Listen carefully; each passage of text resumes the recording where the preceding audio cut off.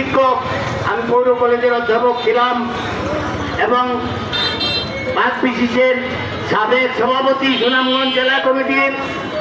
আমরা দীর্ঘদিন আন্দোলন করেছি এইসব দাবি দাওয়া নিয়ে। এইসব দাবি এখনো পর্যন্ত বাস কাটিয়ে যাওয়ার কোনো উপায় আমি দেখছি না।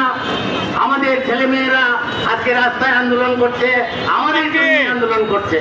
এই বিষয়টাকে এড়িয়ে গেলে আগামী দিনে ফল শুভ হবে বলে আমি মনে করি না।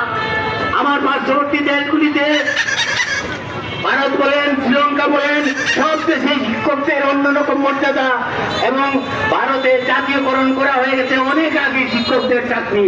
আজকে আমার বাংলাদেশ সেই বছরে বছরে আন্দোলন করতে হয়, সরকারকে বুঝাতে হয়। সরকার কি এতই বোকা?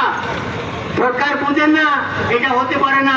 সুতরাং আর এই শিক্ষকদেরকে অসম্মান না করে, অপমাননা না করে অচিরেই তাদের যৌক্তিক দাবি মেনে নেবেন সেই প্রত্যাশা ব্যক্ত করছি আমরা সাবেক শিক্ষকরা যারা এখনো জীবিত আছে। 8,000 কোটি টাকা বিগত পতিত সরকার লুটপাট করেছে।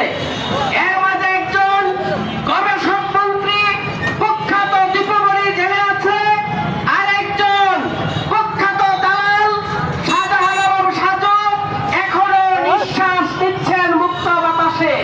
সেই 8,000 কোটি টাকার লুটপাটকারী দালাল সাজুকে আইনের আওতায় এনে দৃষ্টান্ত বিচার করতে হবে।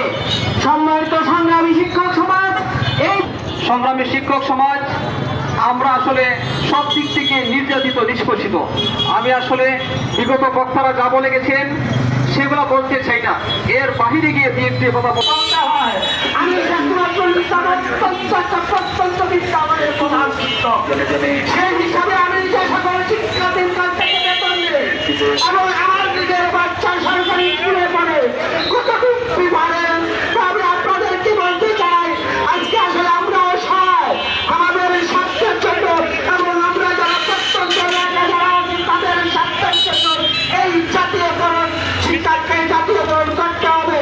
আর নয় আজকে অফিসার এবং ব্যবসায়ী এবং তাদের সন্তানকে নিরাপদ করতেছে, আর আমাদের মতো দরিদ্র যারা আছে তাদের সন্তানেরা কত কষ্ট করে লেখাপড়া করতেছে।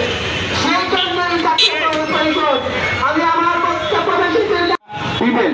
কিন্তু এই স্বৈরাচারী সরকার আমাদেরকে ধোঁকা দিয়ে আমাদের কাপড় থেকে আমাদেরকে বিরত রেখেছেন।